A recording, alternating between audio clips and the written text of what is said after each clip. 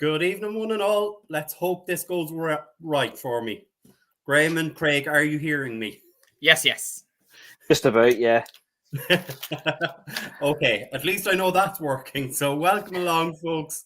It is season 5, episode 15 of the UK Dallas Cowboys podcast. As you can see, I'm joined by Craig and Graham tonight. How are you both doing? Yeah, well, thanks yourself. Not too bad. Just trying to get rid of the trick-or-treaters at this stage. They're still kind of making their way around. Oh no, we haven't had some, I think the last one was half an hour ago maybe. So I think we're done for the night. Yeah, pouring rain here. We got about 6 o'clock pouring rain. Hello. Yeah. Mark. Everyone sort of just went inside. So we got ours in early. Happy days. So as you can see, and as we always say, folks, make sure you get your comment in. We can see Tim, Joe, Mark are all in the house. How are you all doing, gentlemen? And I'm sure there are some ladies. I know Elizabeth will be along at some stage later this evening. But get your thoughts in. Let us know what you thought of Sunday's game, what you thought of the result. Our Cowboys won 43-20. Craig, you actually called this pretty close on Thursday's pre-game show. Yeah, I mean, I thought it would be a big one against the Chargers as well, and that was a little closer than I thought. But yeah, as one of the analysis shows said the other day, this is what the Cowboys can do. This is what the Cowboys should be. This is how the Cowboys do a game. And I mean, gonna be really cheesy here. It was all treat and no trick. I mean, it was a big win. This is true. Graham, myself and yourself were talking earlier today, and both you and I agreed, and I'd spoken to Jamie about this on Sunday. It, as Craig has kind of said, look, it was all treat, but there were some dissatisfying moments in the game, and I know you wanted to talk about them, so I'll throw it over to you. Well, it seems to be the way that the Cowboys season is going right now. If they turn in that performance against the 49ers, they probably win the game. Mm-hmm. And it's the inconsistencies that is frustrating Cowboys Nation at the moment, I reckon. Yeah. Obviously, you can't turn in your record-setting performance every single week. Right now, the Cowboys seem to be putting up 40 burgers against the Giants, or turning in a performance like that against the Rams, or it's the 49ers performance where it's bits, pieces just aren't there. And I think we saw that a little bit in the second half. I mean, is it running up the score? Probably, but you don't want to see slackening performances during the game. You want to keep the foot on the throat as much as you can and see games out. Because if you get a performance like that in the first half and turn in a performance like that in the second half against a playoff team, it's maybe a different story. Mm-hmm. Yeah, I agree with that. And when they scored either side of halftime, yeah, you're right. I was nervous. I think what we did well then is that we conducted ourselves better in the third quarter. The first half, explosive, great. Third quarter, we kept the chains rolling. We scored. We didn't get stalled we didn't do stupid throws. We didn't get stalled in the red zone. We pretty much owned the third quarter, which meant that there was no chance to get back. So yeah, against someone with more quality or more fire, then that's a risk if we do start believing our own hype. Yeah. Like one of the things that stood out to me in that, say that I think it was maybe the end of the third or the early fourth quarter, was the fact the punt return by Kevontae Turpin that was called back. And effectively, that was again from a lazy play. Nashawn Wright blocking the guy when he didn't need to. Yeah. I don't know. It's trying to pick holes in a great performance. Sometimes for me, it just feels like if that's all we have to complain about, then it's probably okay. You can let it slide. Yeah. Yeah, it's a valid point to bring up, because do that in the playoffs and it might well be a different story. Yeah. Just going back to the 49ers for a minute. I didn't see a T-shirt from George Kittle this week. I don't know if you guys saw one. No, seems in the wash. Three losses in a row will do that to you. Maybe he didn't wear it. Maybe he forgot to put it on. I'm not sure. I don't know. But absolutely. And as we said, Elizabeth, we knew you were going to join us at some point soon, so welcome along. Look at a question that's come in already, and Joe has mentioned it. Washington traded for Chase Young. So the 49ers have got busy today. The Lions have got busy. The Seahawks have got busy. That team up north signed someone last week. And of the supposed top 5 in the NFC, we're the only team who hasn't picked up or made a trade today, before the trade deadline. Is that something that concerns you? Is it something that you're kind of going, it's fine? We're a bit thin on draft capital. Yeah. We don't necessarily have 10, 11 picks to play with that we have done in past seasons. Going by Sunday's result, we're in a good place. Mm-hmm. And they're probably feeling that we can go ahead with the 22 starters we have right now. Yeah. For me, that Washington trade, I think they have mailed in the season with that trade. You don't get rid of your best talent unless you're in rebuilding mode. And I think that's just confirmed to the NFC East that the Commanders are not looking at the playoffs this year. They feel they're not looking at the playoffs this year. A few trades I've noticed myself. Rasul Douglas is now a Bill. Yeah. That spells end of season talk for the Packers. When was the last time we talked about the Packers season finished at the end of October? Again, I watched that game after the Cowboys game. The Packers offense is not in a good place right now. It really is. It's far too young. It's too young. I mean, they've got a rookie quarterback. They've got so many young receivers. They've got 2 rookies at tight end.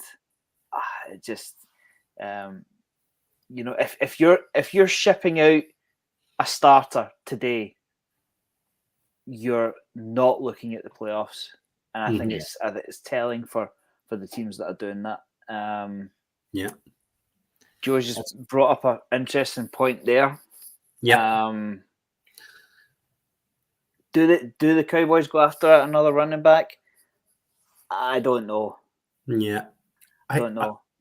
Craig, I'll throw it over to you, but I think the deadline has passed. I think the deadline was 4 p.m. Eastern time today, which I think you're right. I think it has, and actually, I've just looked it up. But there's a couple that I didn't pick up. Josh Dobbs, of course, moved, but Minnesota also moved Ezra Cleveland to the Jags, and that shows that they are, they're all out in the season. They know that its Lions have taken it, and they know they just want to see what happens with their QB. I think it has ended. I've said it right the way back from the off season. Pollard, excellent. When Pollard does what we talked about the other day about trying to work wider, then he's using the whole field rather than just as a battering ram. He's not a battering ram, and we could end up burning him out. I would have liked a battering ram, a thunder to the lightning. I've been saying this a while. I heard Dalvin Cook was looking because he's being underused. I think nothing came of that. So yes, happy with what we've got. Would have preferred something that might have not put us over the top, but pushed us closer to the top, put us into that category against Philly and 49ers and the cream of the AFC. Yeah, absolutely. Elizabeth is just asking, isn't Young injury prone? Yes, he's coming off. Was it last season he was out for the whole year? Or was it the season before? And then they declined his 5th-year option. So they're kind of he's kind of washed out. Great potential in him, but it just hasn't been shown to date. You've both kind of mentioned it there, and Joe has mentioned it here in terms of the thing that's still worrying for me, and I agree with this, is the running game is still not clicking. Like doing the stats for these shows, I'm finding it hard to see a game where we're getting, slightly more than 100 yards in a game. Yeah, exactly the same. I'm looking up now. Yeah, it's dropped from 135 to 119 per game, which is fine. But yeah, how many of that is Dak running? And he didn't do much of that last year. And yeah, we're just not seeing. We're not seeing as much the ability to control the clock through the running game, to take the pressure off Dak's shoulders through the running game, to let the defense be explosive for all 4 quarters because they're on the sideline because of the running game. Graham, any thoughts on that? Yeah, the guys they want to step up, to be perfectly honest, are not stepping up. Yeah. Tony Pollard has obviously seen an increased workload. But I agree with Craig. He is a complementary back. Yeah. He is not a 30 carry a game running back. I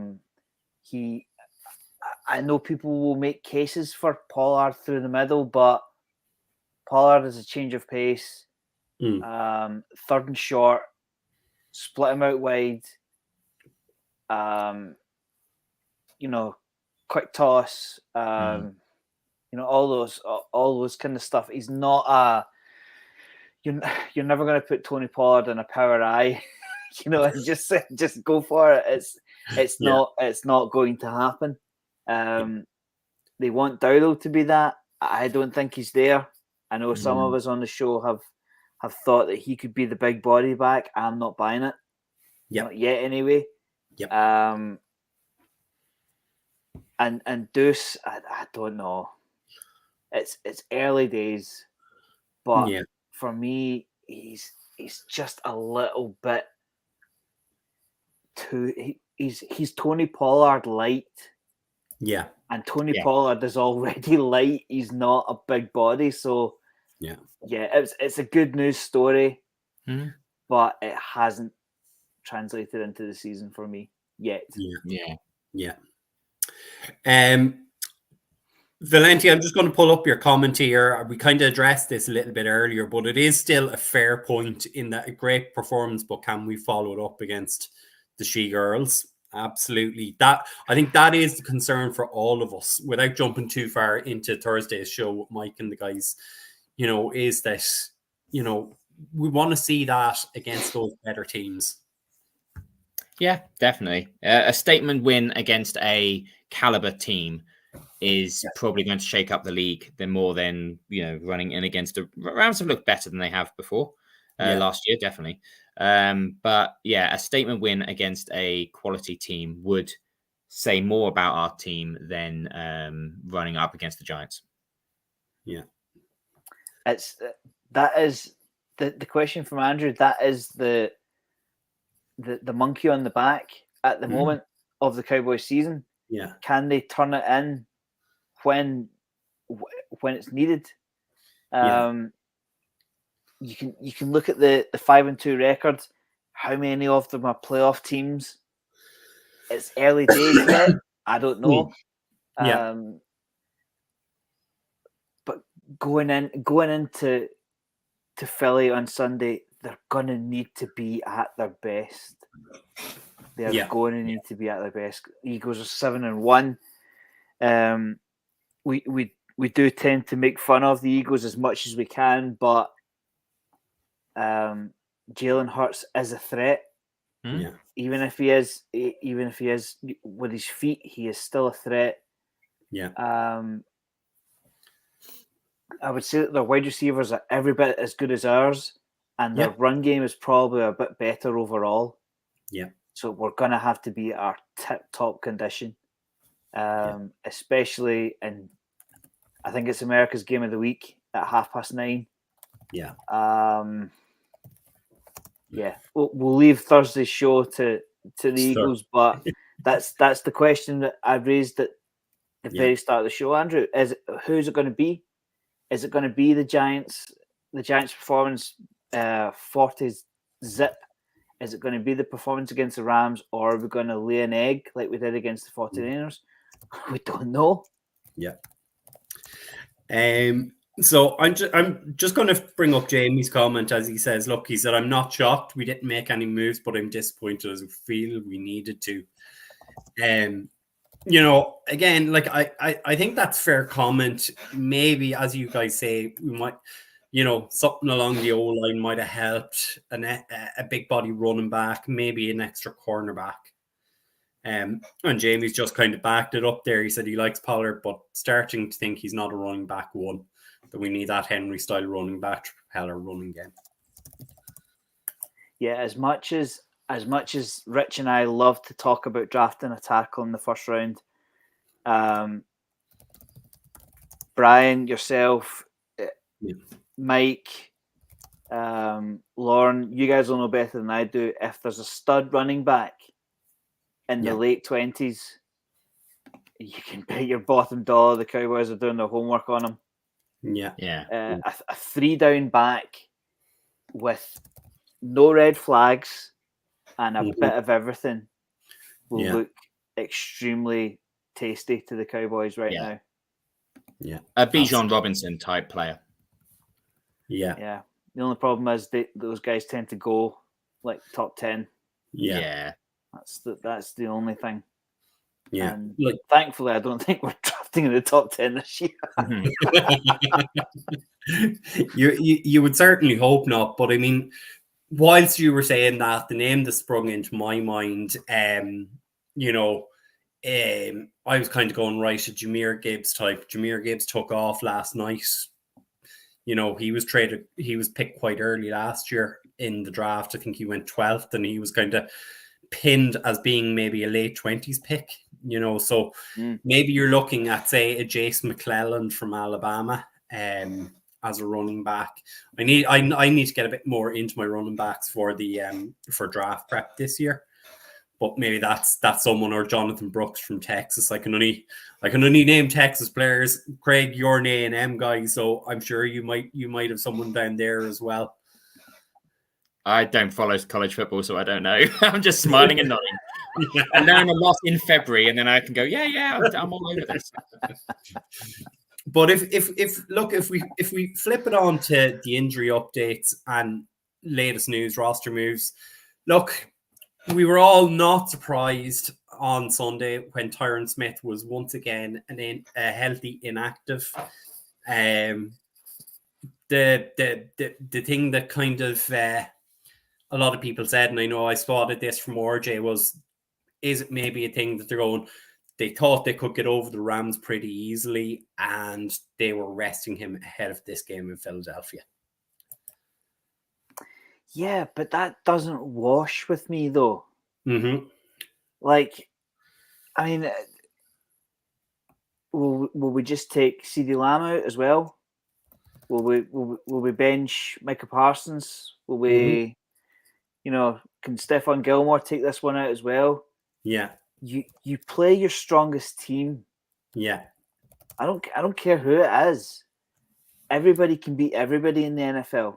I mean, you saw the Broncos beat the Chiefs. Yeah. Nobody in their right mind called that result. You go hard every single game, and if Tyron is standing there fit and healthy, that's not a good sign to me. I don't know. I think,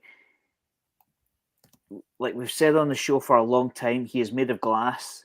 I just wonder if that glass has cracked already and they're just waiting on it smashing, because I don't know. I didn't like the idea at the start of the season. They managed to get his cap number down and extend them for a couple of years. Yeah. I don't know. I just don't think I mean, I will say again, I love Tyron Smith. The first 10 years of his career are enough to put the guy in the Hall of Fame. He was a superb left tackle. Yeah. But he is no use to the Cowboys standing on that sideline wearing a T-shirt. He is no use at all. Yeah. And again, look, folks, we do appreciate the comments coming in, and there are comments that we are going to come back to. So, if you have a comment and I haven't pulled it up, it's more that we know there's something coming up and we're going to pull it up. So if you don't see your comment straight away, we will try and get to it. We do kind of have a flow with what's going on in the show. And, look, we've kind of discussed the trade deadline. We didn't expect any movement and we didn't get any movement. But the one thing which has been hanging around the NFL for the past 5 or 6 weeks that hasn't been discussed by any of us, and we need to remember, Tony Romo did this first. Jessica Simpson, 10 years ago, was at games. What is this all about with Taylor Swift? I'm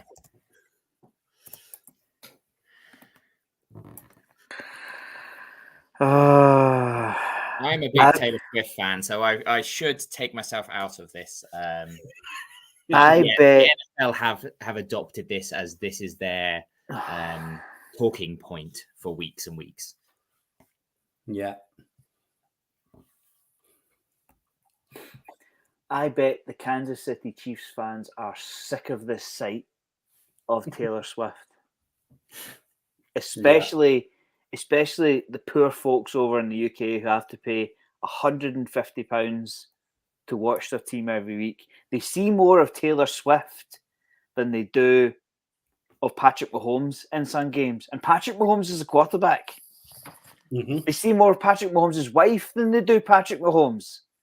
Yeah. I don't care. I do not care how many handshakes the two girls have. Let them do it. Let them sit up in their box and do as many nice little handshakes as they like. Yeah. We're here to watch the NFL. Oh, Yeah. there are enough Taylor Swift videos on YouTube. Go and watch any one of them anytime you like. Let's get back to some football. Absolutely. Oh, Brian, you touched the nerve. Absolutely. Tim is saying Taylor is just there for marketing, and Elizabeth is Oh, great. of course she is. But I mean, something DJ Dog has kind of put this in here again. The Commanders traded away their top defensive ends in Sweat and Chase Young.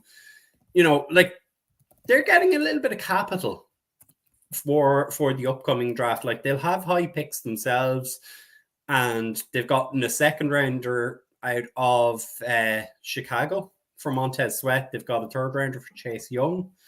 They're not. That's going to be sneaky appealing when we get to draft season. But you're shaking your head, Graham, and kind of dismissing it and going, it's not going to happen. Well, they had draft capital to take Montez Sweat and Chase Young, and what happened? Yeah. So, you can have all the draft capital you want, but if you keep missing on your picks, you're not going to get anywhere. The Commanders are used to drafting in the top 10, and they'll be there for many years to come. Yeah. They do not have a quarterback. They've just shipped out most of their defensive end talent. Other than Terry McLaurin, who scares you on offense? Yeah. They're going to need those picks effectively. Yeah. Sam Howell is not the quarterback of the future. Yeah. They're going to need all the picks they want, all the picks they can get, and that's why they're doing it. They're effectively saying, we're not contenders. We're starting again. And having, if you want to look at what happens to a team with so many rookies and so many second-year talent, go and watch the Packers, because the Packers can't put a drive together right now. They're too young. Yeah. You can't have all that. You can't have all that young talent on the one team and expect to win. So they're going to be a development project for the next couple of years. Yeah. I mean, how many rookies do they expect to make the team? Mm-hmm. Yeah. I would be frustrated if I was a Commander season ticket holder. Put it that way. Yeah. Yeah. So jumping back to this Cowboys versus Rams game that we saw at the weekend, and talking on the offensive side of the ball, as you can see, like, you know, Dak had a pretty good game, and yet nobody is talking about it because he had one interception. Well, it doesn't make headlines, does it? Yeah. Dak Prescott has a good game for the Cowboys. Right, okay, move on. Who was the dumpster fire? Dak only makes the headlines when he has a howler. Yeah. Unfortunately. Yeah, and I mean, again, not to steal from Thursday's show, but the Philly have got their record they've got, but Hurts puts up a lot of howlers. He's got the quality to get himself out of it, but the record masks the fact that he puts up a lot of howlers. He throws a lot of balls that shouldn't, and Dak doesn't. I mean, the tipped ball was tipped, then landed in someone else's hands. Okay, that could happen to anyone. But you're right, it doesn't make headlines. It does with Dak. And I think I need to check the latest stats, but I think Hurts is on for more interceptions than Dak did last year. Yeah. And it's just not talked about. And you know, here's hoping that we'll see that ratio increase even further on Sunday. But yeah, it was a bad storyline last year because a lot of the balls were they weren't interceptions his fault. There were a lot of issues with the receiver core as well. You can't say that this year of Dak. You can't, but you can't also let Hurts off the hook. Yeah, absolutely. That's being covered up, Craig, by their 7-1 record. You know, if the Eagles were 3-4, 2-5, the knives would be out for Hurts. Yeah. I mean, you're absolutely right. The stats are there, but because they're winning, he gets away with it, and he doesn't have a star on his helmet either, which also helps.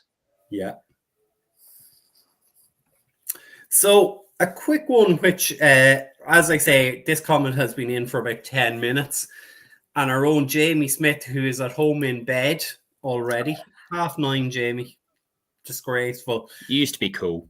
He used to be. He called it on Sunday, Ferguson with the first touchdown, and the throw from Dak for that touchdown and the catch were, it was special. It was a great connection to see. Yeah. Yeah, it was a beautiful throw. And a good start to the game. I mean, we've seen a lot of time either 3 are out or stalled at midfield. That showed that we came out with a different mentality, and that was something that I've been screaming about and worried about for the pre-game and the sideline stuff. We went out there wanting to win. Yeah. Joe you know what I'm going to say, Brian? Yeah. You know what I'm going to say? Go on. Again, Schoonmaker? Anybody?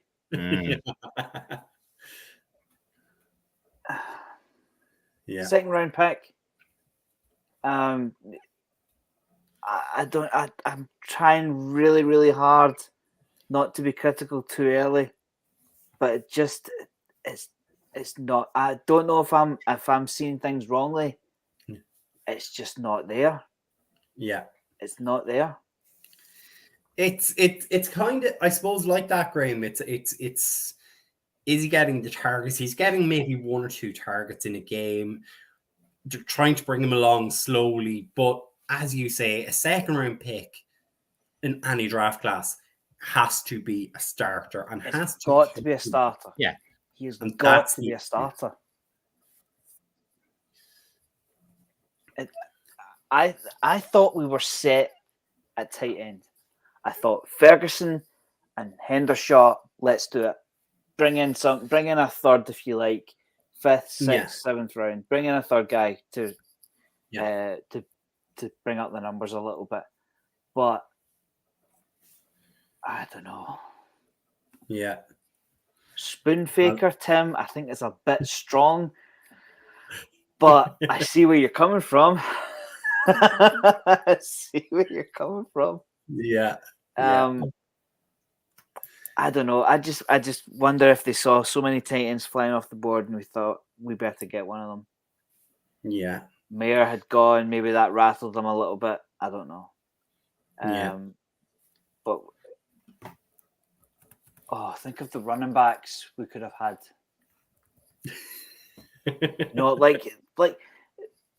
Requirements. I think Schoonmaker is going to turn out to be certainly a luxury pick. Yeah, he's certainly a luxury pick. Because, like you said, Brian, your second round pick has to start. It's as simple as that. And right now, he is. If Schoonmaker was at some point came up with, picked up a large injury, would the offense notice? No. Yeah.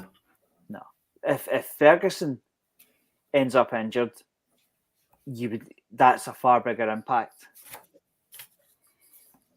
I don't know. I think he's. I'm not going to say he's a bust. I'm not going to. It's too early. It's far too early. But boy, it looks that way. Absolutely. I'm trying really hard not to say it. Look, I suppose. I'm going to throw this comment to you here, Craig. Mahomes, Hurts, Josh Allen, all have 8 interceptions this season. Dak Prescott has 5. Sorry, line crackle there. Can you say that again? So, Patrick Mahomes, Jalen Hurts, Josh Allen, all have 8 interceptions this year. Yeah. Dak has 5. Yeah. But who do you hear most about? Exactly. You hear about Dak. What was it? It wasn't the... I think, it was the Cardinals game where he did throw some, and rightly so. I think one of them definitely was him pushing too hard, and he does have a problem with. We saw it last year, pushing too hard, trying to carry it on his back. What we saw on Sunday, which I liked, and I think he's still got enough of it to keep himself safe, is the slipperiness, is the ability to extend a play, to keep your eyes downfield, to avoid the sack, and to keep going. He's not going for, I'm going to get this ball and I'm going to, he got 2 first downs with it, but he's not going for, I'm going to try and carve up the middle of the field like Mahomes has the ability to do. He is doing it, and then he is looking for to make the play with his arm. When he can do that, knowing he doesn't need to make this throw, he can slide, he can give it up, he can go for the sideline. The game's not on his shoulder, then that's when we see the best of Dak, like we saw at the weekend. When we see him think, I've got to be the star here, is when we see the unforced errors. Yeah. And again, Tim is kind of making the point here that the last interception was tipped by a player he wasn't even throwing to. It wasn't his fault on that one, I feel. And I was covering the game for UK Cowboys Twitter on Sunday, and I put up the comment, Dak has been intercepted. And literally within 10 seconds, there was someone in, and it was kind of typical Dak missed through it, Dak didn't throw it, and you're going, well, one, it was touched at the line of scrimmage by a Rams player. Secondly, McEwen had his hand up and tipped it, and then it was caught for the interception. It just feels that no matter what Dak does, some people will get on his back for it. Yeah. America's team's quarterback, $40 million a season. Just take your pick from that. Another interception hits Michael Gallup on the numbers. Yeah. You can't do much better than that. Barring running up the field and handing the ball to the receiver in his hands, you can't do better than hit a wide receiver on the numbers. It's then up to the wide receiver whether he comes down with the ball or not. If I had any influence in the league, I would want stats changed to show like a bobbled interception or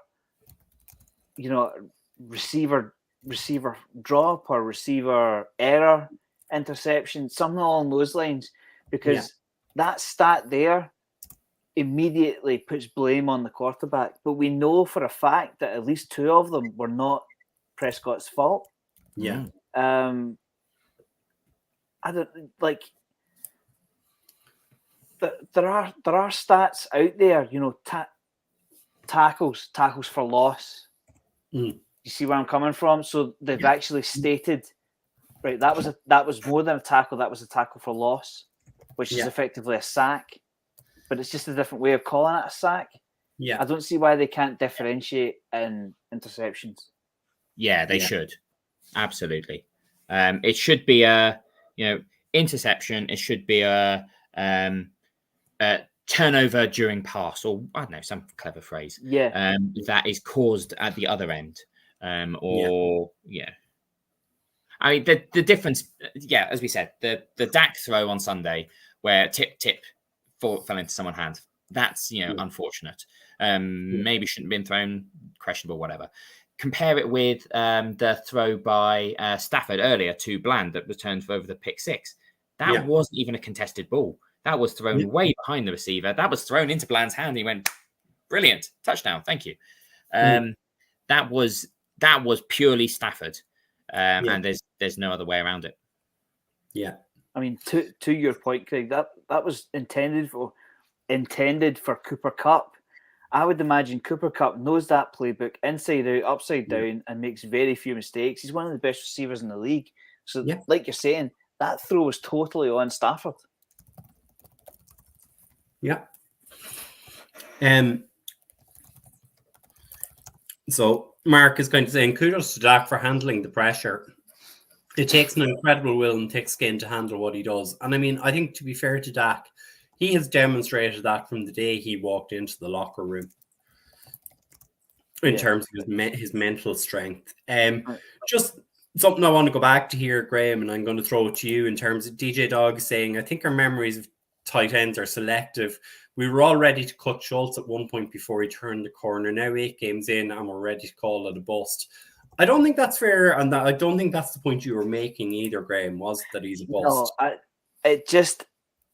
we can only judge on what we see. I'm not saying he's a bust. Yeah. I'm just saying by the small sample size, it doesn't look great. Yeah. But that's all we can talk about.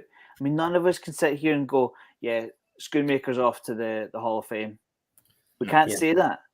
What we can say is that the first 8 games doesn't look good. Yeah. And the thing to remember with Dalton Schultz was drafted the day Jason Witten announced his retirement from the league. Now he came back a season later, and he played with Dalton Schultz for his second season. And in that third season, we could all see the influence of Jason Witten on Dalton Schultz and also on Blake Jarwin. So it does show in terms of our tight end room, it's a very young room. These are all guys on the rookie contracts, and they're missing an experienced head in there.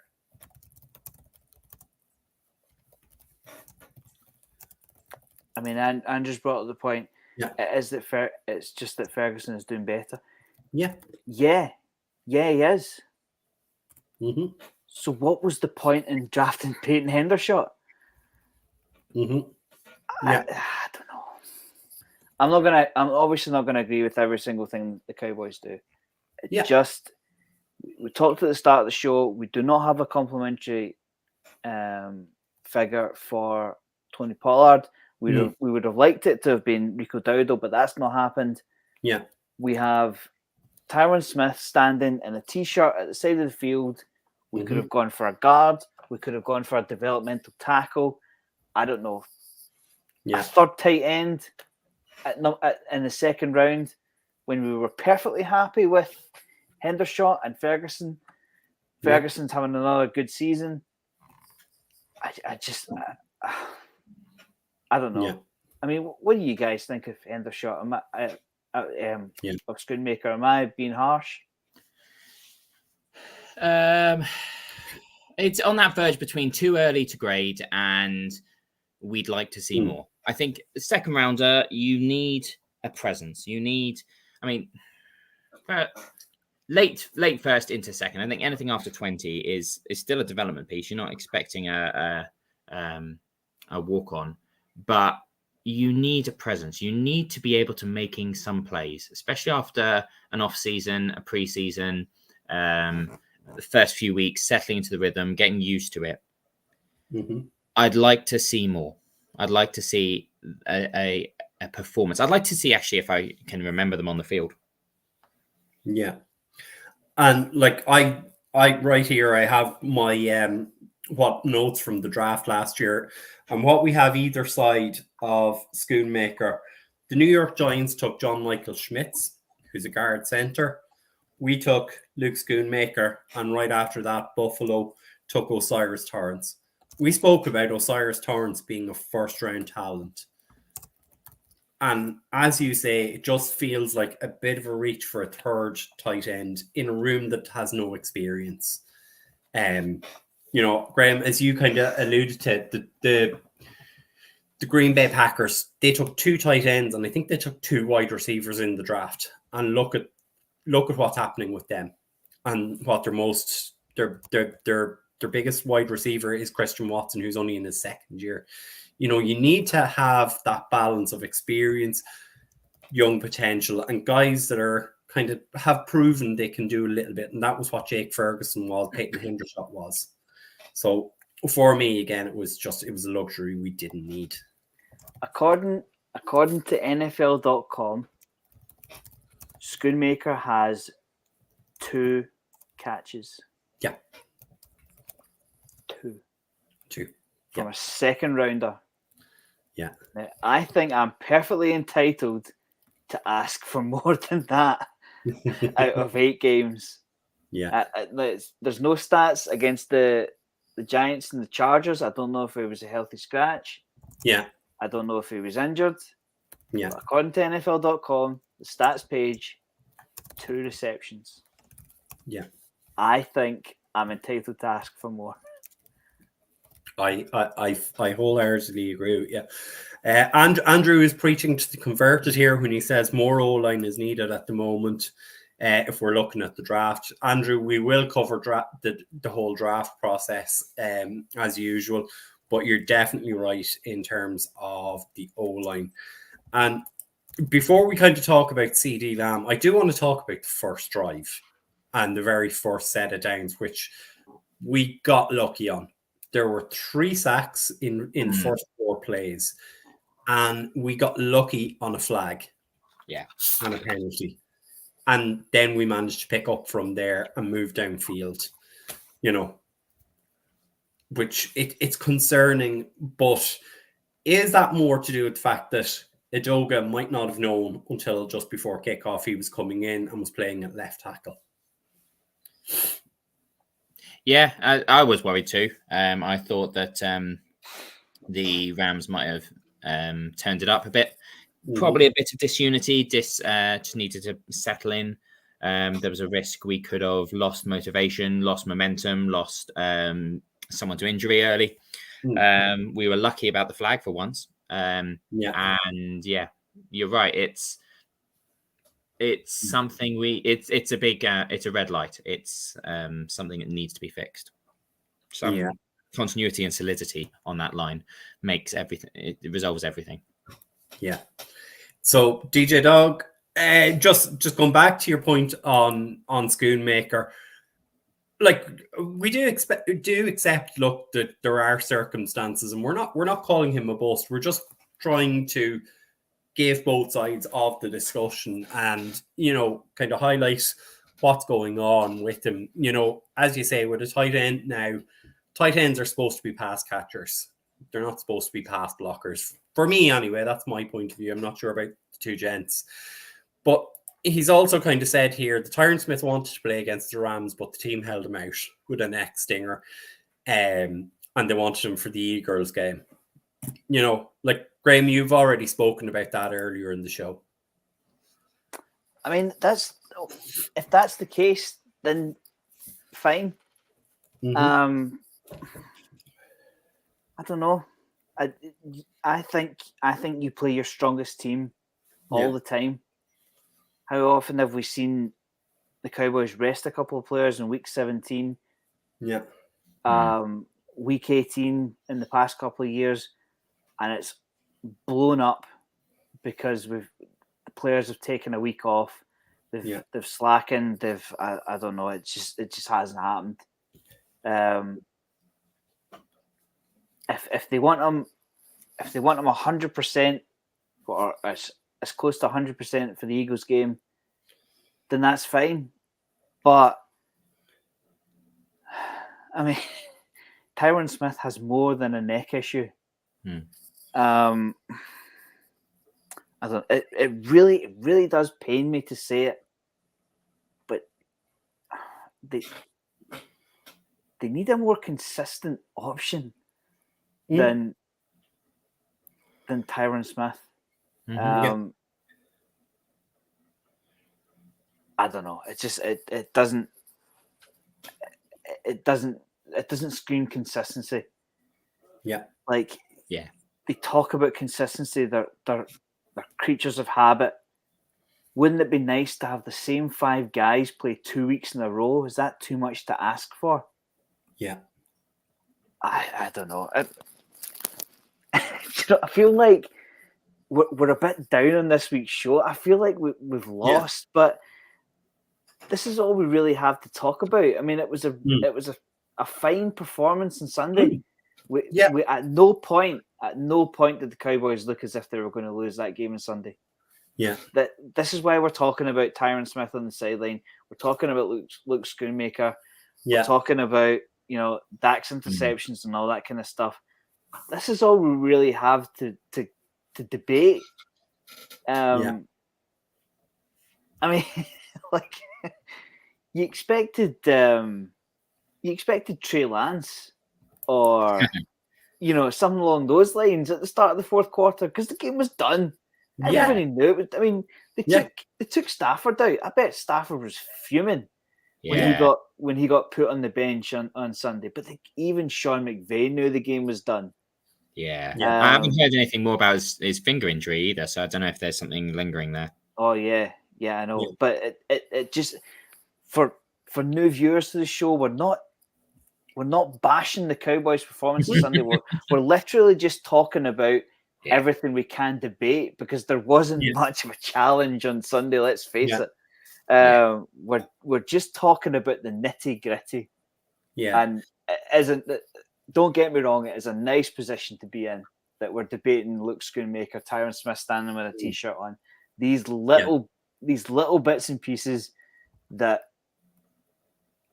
they really don't matter. I mean, let's face it, they don't have. See, when you're putting up 40 points against anybody, it really doesn't matter.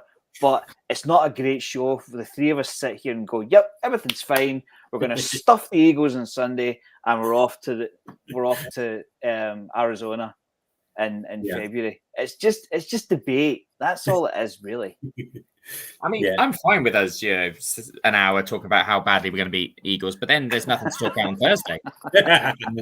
Absolutely. But look, let's be honest about Sunday, right? Here's probably the biggest positive, and you can kind of see the stats rolling through the screen. 3rd and 4th down were good. Red zone was good. And I suppose the biggest positive on Sunday for me... Sorry, Brian, I have to jump in. Sorry, it's in Vegas. Super Bowl's in Vegas this year. I just booked tickets to Arizona. Well, getting back to Sunday, the biggest positive for me was CeeDee Lamb's coming out party. 12 receptions, 158 yards, 2 touchdowns.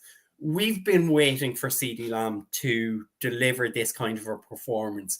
And the most impressive one for me, it wasn't either of his touchdown passes. It was the one pass he caught in the second half. He climbed the ladder along the sideline and grabbed the ball. It reminded me of another former 88 or 2 former 88s in Des Bryant and Michael Irvin. He went up, took the ball out of the sky and said, "This is my ball. This is my game." I think the sign of a number one receiver isn't who gets the most touchdowns or who gets the most yards or catches or whatever. It's the person who will challenge. It's the person who will say, "This is my ball. I am the number one because I am the stud out here." And Dez did it brilliantly. Irvin did it brilliantly. CeeDee Lamb has always been he's consistent person, but not. He's always been like a 1A. I've never felt him become that person, and that kind of play really epitomizes how I think after 2-3 weeks ago when he did say, "Look, turn me up." I think he's becoming an actual full-rounded number one receiver who will compete and will make sure that we get progression down the field. Yeah. Graham, give us your own thoughts. Yeah, I agree with Craig. He has a bit to go to crack the top 10, in my opinion. Now, for me, the top 10 is Tyreek Hill, who is a highlight reel on his own. Yeah. Justin Jefferson, who is injured at the minute. But if you can put up those numbers with Kirk Cousins, you are a fantastic receiver. It's going to take a little bit more consistency week in, week out for me to crown him in the top 10. I would also see him I know it's not the Cowboys offense. I know that's not what we do. That gets the ball out quick. It's the West Texas offense, whatever you want to call it. I don't see Lamb as a stretch the field type. I see CeeDee Lamb as a possession receiver. 10 yards, 15 yards, the odd 30-yarder, ball out quick, make people miss type receiver. He's not a burner. And unfortunately, it's the burners that get the highlight reel. Tyreek Hill, for instance. But if we can see a little bit more consistency out of CeeDee Lamb, it will make giving him that big contract a little bit easier. But even Tyreek Hill, fantastic, as you said, highlights amazing, etc. First NFL player to get over 1,000 yards in 8 games. Great, but he doesn't have that next level. He doesn't have that I can be the person you rely on in crunch games. So Waddle and Hill, I see as sort of that the pair of 1As, like Lamb before.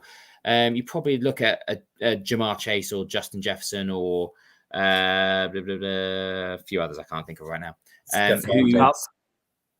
Cooper Kupp, Kupp definitely on the Super Bowl run, who will be that consistent. That's probably what we've missed since Dez. For all the good and very good wide receivers we've had, it's the actual, true, unchallenged, dominant wide receiver one that I hope we see more of. You're right, Graham. Not ready to crown him yet, but a few more showings, and maybe there's talk for him. Yeah, but the Cowboys don't necessarily want a burner. No, it's not. It's not the offense that we play. No. We get the ball out quick. So just because he doesn't stretch the field doesn't mean he can't be a number one receiver. If the play's not called for 88 to go on go routes every play, you're not going to see that on the highlight reel because he's not being asked to do that. But on Sunday and the week prior, it looked better. It looked more comfortable. Yeah. And as you say, Graham, if you get that 8 to 12 catches a game, 100, 125 yards a game, and it doesn't have to be a touchdown every game, you will be happy to have a receiver like that. And, we are giving Dez his props. In his first 6-7 seasons, Dez was as dominant as there was in the league.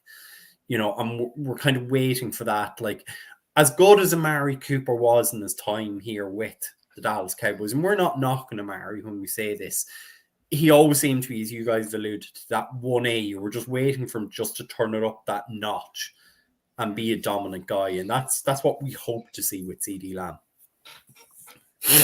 That's why he's in Cleveland. Yeah. Simple as that. If he was a solid number one, he's probably still in Dallas. Yeah. So flipping it over to the defensive side of the ball, and look, the name is already there. DaRon Bland, 7 tackles, 2 passes defended, an interception, and a pick 6. His 3rd pick 6 of the season. I mean, what more can we say about DaRon Bland at this stage? I mean, talk about next man up. Mm. I mean, wow, incredible. Yeah. When Diggs went down for the season, Cowboys Nation held its breath. Yeah, it was like, wow, we've just extended one of the best receivers in the one of the best corners in the league, and then he goes down, and you think, oh, the sky's falling. Up steps DaRon Bland and puts it right back up again. Superb. Am I right in thinking he could have had another interception? Did one hit him in the hands? Yeah. I mean, that's incredible.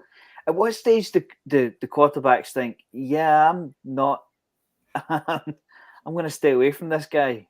Yeah. But the only problem is you've got Stephon Gilmore, who's another ball hawk. Goodness, I couldn't tell you the last time the Cowboys had 3 ball hawking cornerbacks on the same team. And Neil Reynolds brought up in commentary. Did Bland tie the record for three pick sixes in a season? I think it's 4. I think they went back to somewhere around the 1960s. Right. But he's got 8 games to do it. Yeah. Yeah. Fingers crossed. So, yeah. Who knows? And as Mark is kind of saying here, DaRon Bland has more touchdowns than 6 number 1 receivers in the league. Yeah. You know? I mean, I think he is more than the only one who is more than him, I think, on our team at this stage is CD Lamb. Yeah, probably. You know? I mean, he has more pick sixes than Luke Schoonmaker has receptions. Oh, did I say that out loud? Oh, I'm sorry. Oh, I'm joking. Please, in the comments. Obviously, I'm joking. Oh,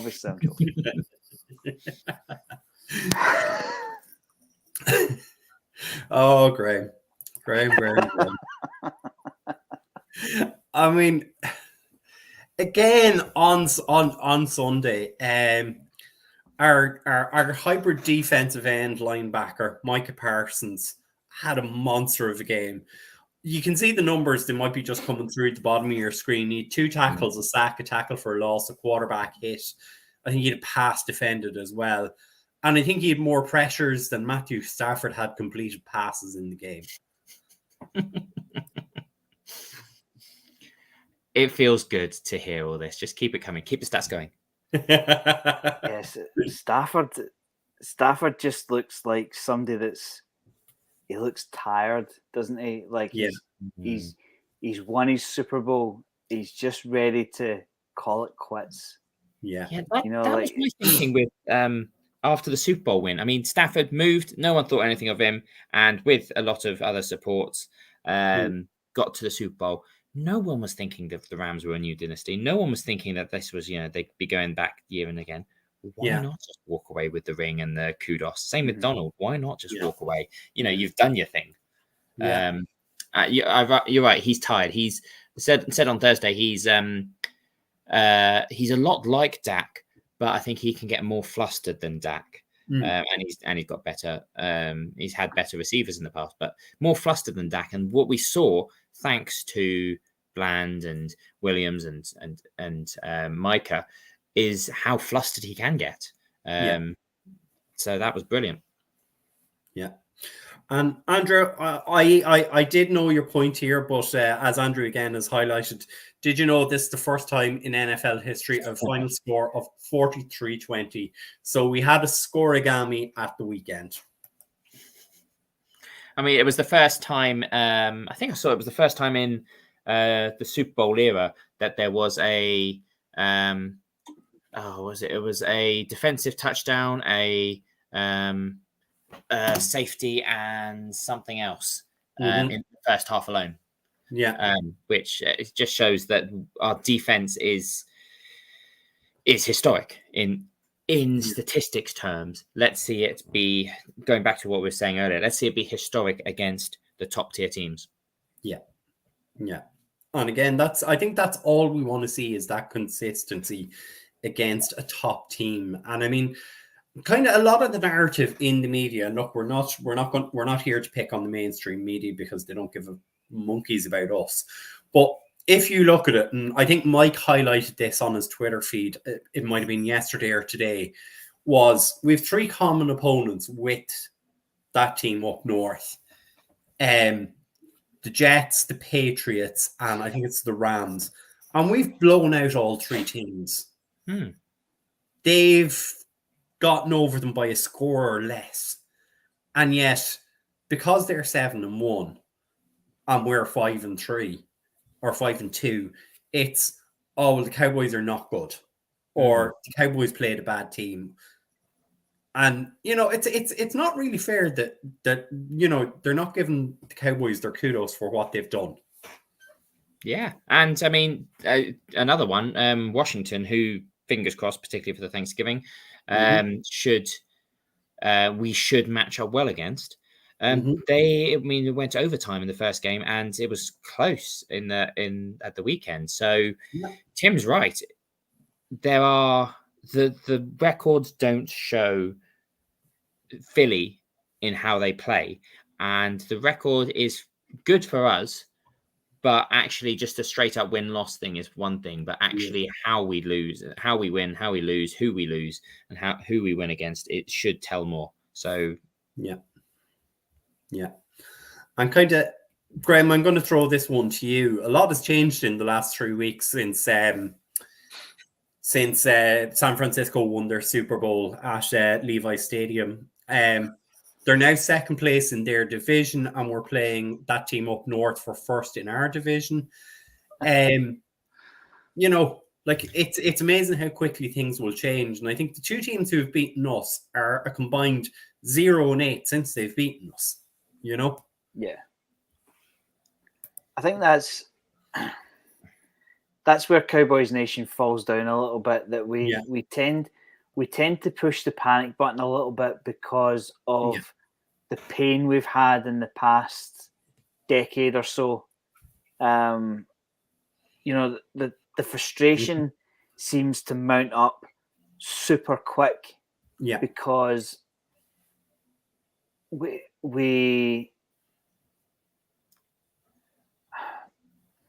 seem to lay eggs when it's that would be the worst possible thing to do. Yeah. Like losing to the Cardinals. People that don't watch the NFL thought that the Cowboys were going to beat the Cardinals. And that was the problem for, I think, a lot of people. When they're expected to whitewash a game and put up another 40 burger, it doesn't happen. I don't know whether it's an overconfidence thing or not. I don't know. But that's, like we've talked about the comparisons with the Eagles schedule. The Eagles grind it out one way or another. Their consistency is why they're 7-1. It's not because they're particularly brilliant, but they get the dub in the end, one way or another. We saw Sirianni. I don't know. I just, every word out of that man's mouth, it's like a swear word in my ear. But he says that the Eagles start on 1st and 9. Yeah. That's See, to me, that's arrogance. That Yeah. Like somebody is going to work out a way to beat the butt push or whatever stupid term they've come up with for it. Push push. What is Tush it? push. Tush push. That's the one. Somebody's gonna figure out a way to beat that. Yeah. They beat the flea flicker. They beat the wishbone. They beat. Somebody will find a way in the end. Yeah. And you're putting your QB at risk, the one you've just spent however much they gave him, at risk every time. Of course, yeah. And your O-line at risk every time. So this idea, we've got some cheat code where we always think of it as 1-9. You're right. It's just arrogance from already extremely unlikable team anyway. But it's, I don't know. They've got us. Then I just looked it up. Then a long bye week because they're playing on the Monday night game afterwards. We need to take it to them on the field. We need to go in and say, actually, they're going into their bye week on a loss. We need to go in continuing where we've continued and make a statement and say we're going to start running up and being the consistent team. Consistency is something that's never aligned with Dallas. But if we see it in the next few weeks and they struggle against Chiefs, Bills, 49ers before we see them again, then actually mid-December is kind of crunch time for the division and potentially for the conference. Yeah, it is. Again, just kind of getting back onto more the defensive side of the game and how things went. I mean, there weren't standout plays on defense, bar, as we say, the Duron Bland interception. We're having a lot of people contribute across the game like that. You can see Duron Bland's numbers. You can see Donovan Wilson is having 6 tackles a game. Jamon Clark's having 6 tackles. Marquise Bell is having 6 tackles in the game. We've a lot of people contributing. And it is a little bit at times of a no-name defense in a way. Is that a fair assessment, or is that maybe just there's so much attention on Duron Bland because he's getting interceptions and he's getting pick sixes and because Micah is being Micah?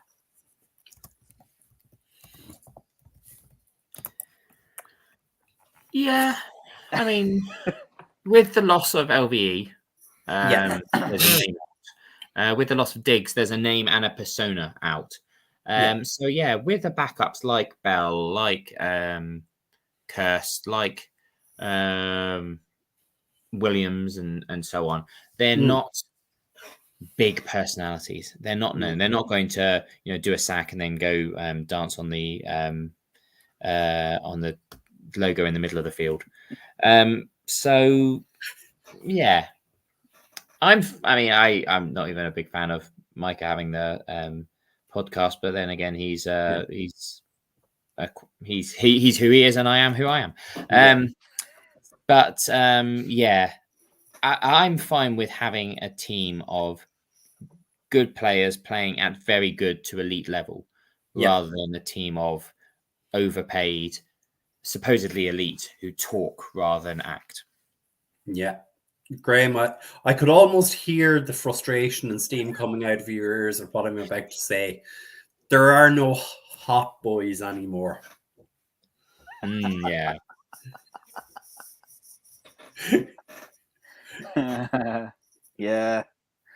I mean, even my good friend DeMarcus Lawrence had a good game. I mean, yeah, he did. I'll fully admit. To say it. I mean, see the stat that sticks out for me? Yeah. 6 tackles for loss. Yeah. Yeah. I mean, call it what you like. In my eyes, that's a sack. Yeah. 2 sacks on their own. Yeah. So 8 tackles behind the line of scrimmage.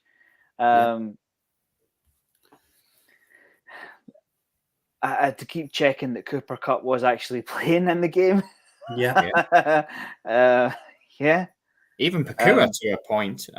He turned up occasionally, but kept quiet. Cooper Cup, four catches, 10 targets. Yeah. 21 yards, and obviously no touchdown. Puka Nakal, the next Hall of Famer, nothing, irrelevant.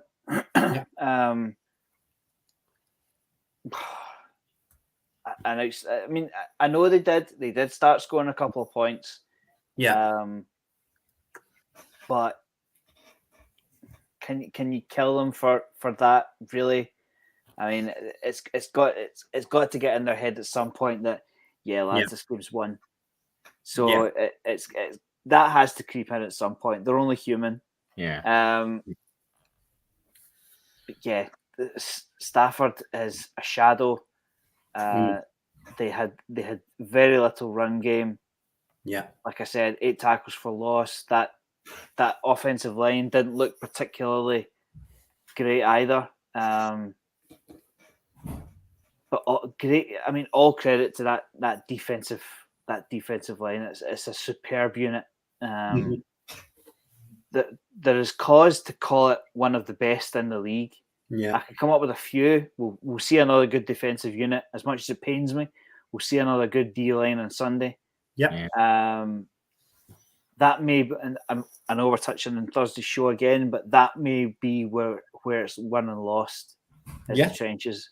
I would say it's whoever's D line plays the best will go a long, long way to winning the game on Sunday.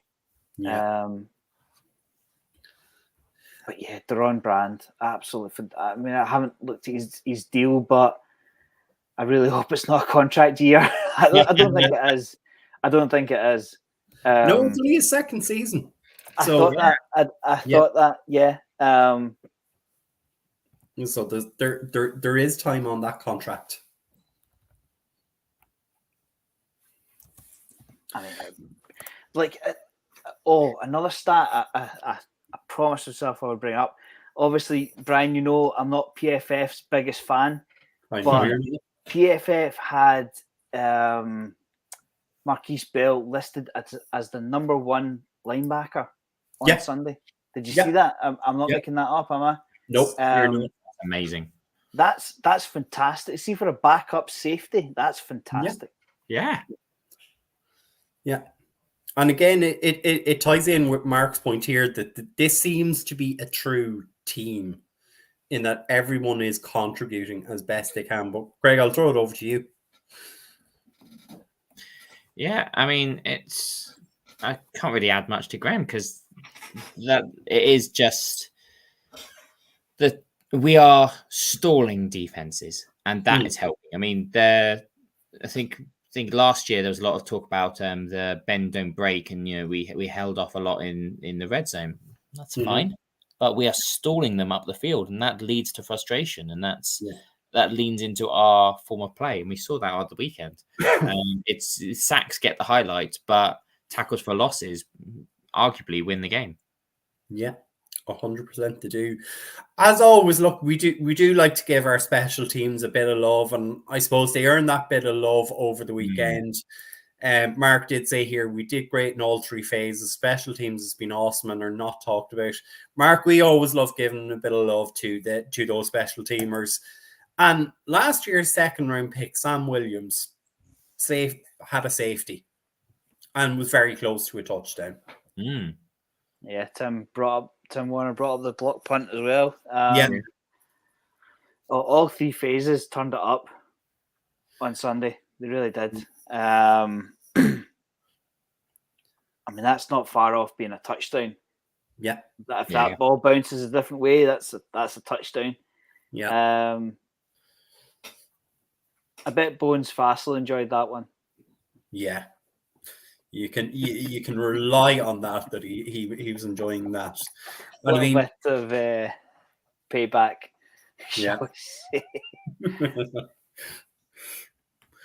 I mean, if you look at it, we almost had, as we say, a block punt for a touchdown, an interception return for a touchdown. We had a punt return chalked off. You know, I mean, Bones Fassel is doing things on special teams, which he's not getting a lot of credit for. And you've missed one out, Brian. A 58-yard field goal. Yeah, that was really from a rookie. Yeah. I mean, hey, man. Is rookie of the year up for grabs? Has a kicker ever won rookie of the year at the grand old age of 28?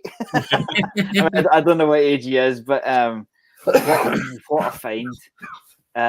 We were stressing kicker prior to preseason and going into preseason, but wow, I was ready for ordering the jersey and extending, offering him a 3-year extension. On Sunday. Aubrey has been superb, and there's no other word for it. He has been a fantastic find. Yeah. Go on, Graham. Or Craig, sorry. Yeah, no, agree with that. I mean, before I order the jersey, and I still have to pay back the money for the Arizona flight. But I need to see him in crunch moments where we are not comfortable and where it's outdoor and it's winter. And I'm sure he will pay off our trust. But he's been brilliant. Long may that continue. Let's see it up in Lambeau or in Seattle or something like that, where it's miserable. Yeah. I don't think it'll be too clever on Sunday night, Craig. You might see it on Sunday night. It's not winter, but it'll certainly be cold. Certainly it'll be crunch. No, that you could see the big test then. Yeah. Just Andrew did have a question in there. He says, has he missed one in it since game one? Andrew, as far as we're aware, the only one he has missed is that extra point, which was rushed and he was not given the correct ball for. Yeah. That's all he's missed. I will admit to allowing a oh no moment, a here we go again moment, but that's long gone now. Yeah, absolutely. And I think the fact we didn't see Brian Anger until nearly the middle point of the fourth quarter is worth mention of how efficient this defense or the offense was on Sunday in terms of what they were doing. And that was, I think he only came out once Cooper Rush was in at quarterback.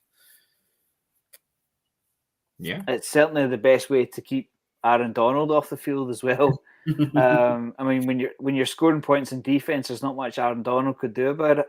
Yeah. I mean, a fantastic all-round performance, barring the kind of funny 10 minutes towards the end of the second, going into the third. Yeah. But everybody can beat everybody on their day, and you're not going to control the entire hour. So, you've got to stand a little bit of fight back. They knew they were getting the ball in the second half. But for Brian Anger to start getting bored and have to go and warm up again, that's a pretty good sign. I'll take that every week. That's a good sign. He's just headed off, picked up a hot dog from the stand, checked his Instagram. Yeah, there was some player got a talking to, because apparently at the halftime they were responding to people's DMs and stuff. So maybe Anger was just like, check up on right move. Where can I upgrade to? As we always say on this show, punters and kickers are people too. Punters are people too. Prove it. We nearly didn't need one on Sunday. It was that good. I can just see him cutting a lonely figure sitting next to Rowdy. Just on a bed in the stands. Absolutely. So Tim has posted in here, and look, we're not going to get into it. This is for Thursday's show. It's the pre-game.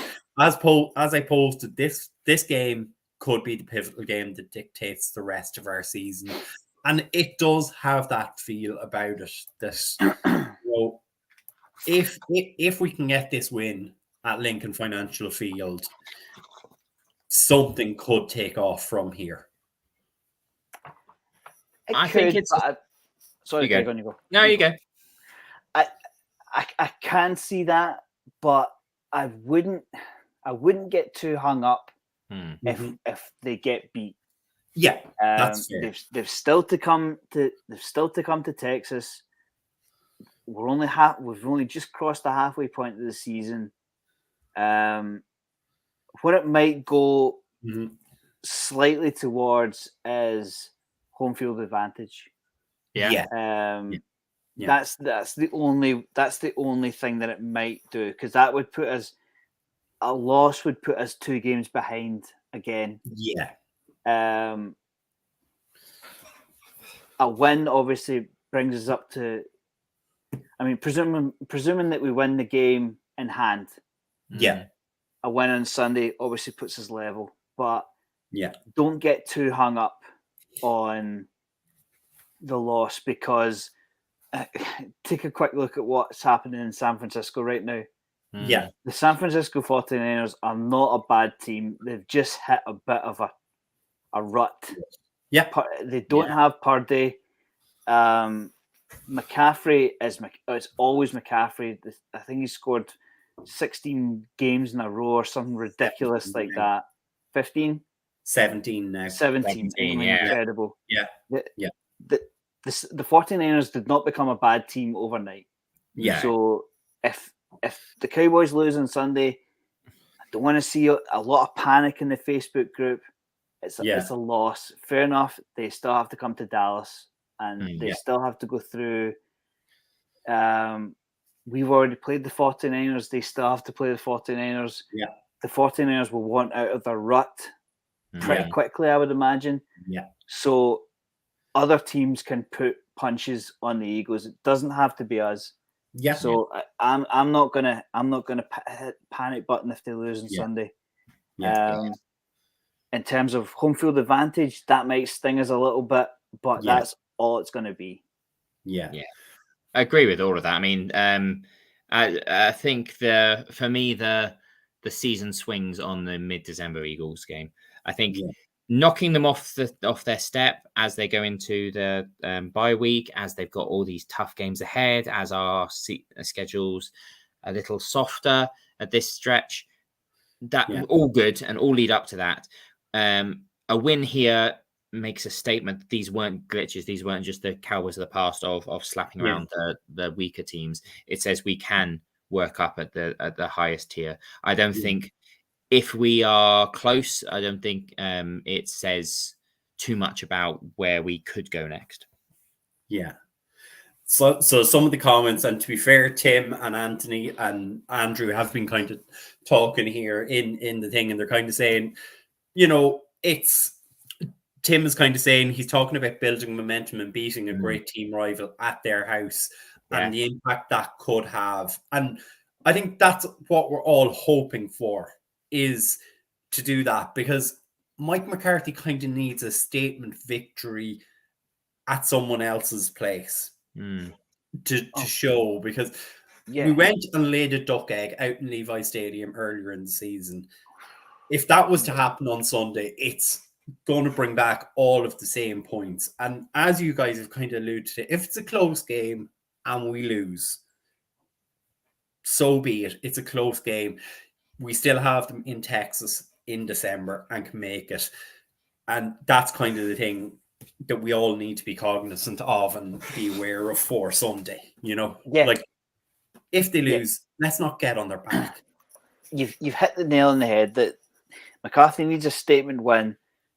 It would be nice to have a Cowboys win on the back pages of the Philly newspapers and websites and so on, put them in their place for a little bit.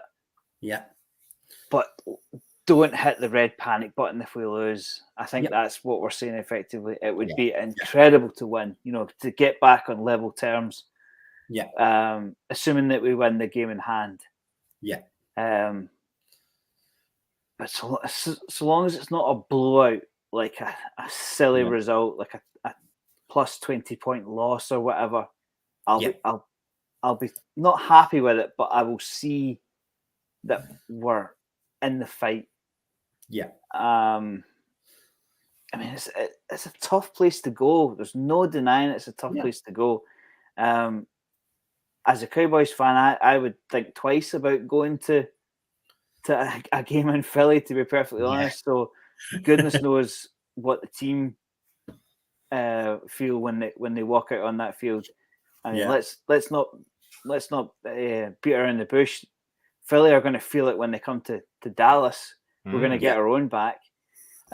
So it'll be a nice little indication of where we are in the NFC East. The way the NFC East stands just now, there's argument for saying that's how it finishes. But a win on Sunday would go a long way to putting the Cowboys back on top. And Paul's just come out with an absolute screamer. Brian, I won't take your thunder. Go for it. No. As Paul says, Dallas forever. Philly for never. Yeah, absolutely, Paul. Screw Philly is correct. Has one comment of the show and it's a belter. a man of few words, but a man of words with impact is our Paul. But look, as we say, the guys will be here on Thursday at 9 o'clock in the UK. I believe that is 5 o'clock in the East Coast this week. I think that's 6 o'clock or 4 o'clock in Dallas, and then 2 o'clock on the West Coast, and then things will revert after next week. Before we get out of here, of course, we do like to pay the bills. So, Graham, if you want to give a shout out to the guys over at Cowboys Experience. If you're planning to head to a game at AT&T this year, make sure you book up with Cowboys Experience. They have game tickets, stadium tours, meet and greets, and much, much more. I like to refer to who Paul's met so far. He's met Sam Williams. I will say that probably for the rest of the season to make sure that I get things right. But yeah, he had a great time. He always says they treat you like royalty. Make sure you book up with Cowboys Experience and use the promo code UK Cowboys because you get free stuff. And what else do you get, Craig? A handshake? That's the one. That's what we're waiting for. That's the one. Chocolate pudding. Absolutely. And Craig, if you want to give a shout out to where everybody can meet you in 3 weeks' time. Yes. So 3 weeks' time, we shall be in Dallas itself. We will be doing part of the UK Cowboys fan travel package powered by the Cowboys Experience. So everything that Graham's already touched on. Yeah. There'll be a visit to the stadium, visit to the facility, meeting legends, meeting cheerleaders. There'll be, of course, the tailgate and the big game. Cannot wait. It's going to be the premier UK Cowboys Experience of the year and cannot wait. Yeah. Unfortunately, Paul has just informed me that the deadline has passed for that package. So apologies if anyone is trying to book right now. If you're trying to book right now, my question for you is, why did you not book weeks ago? And there's no reason why you can't book a future game. Yeah. You get the exact same treatment. Absolutely. The guy, Barry and Michael and the guys over there will look after you. I know Mike and Paul have been talking to Barry, and Barry told me there will be some very special guests at the Thanksgiving event this year. I'm not going to reveal anything. But as always, look, Mike and the team will be back Thursday to preview that Eagles game. I will throw it over to Greg or to Graham and Craig to sign off. After you, Graham. Well, unfortunately, I don't have some witty one-liner this week, so I'm just going to go with Meg's favourite, Dallas forever, Philly for never. More treats, less tricks. How about them Cowboys? Good night, everybody.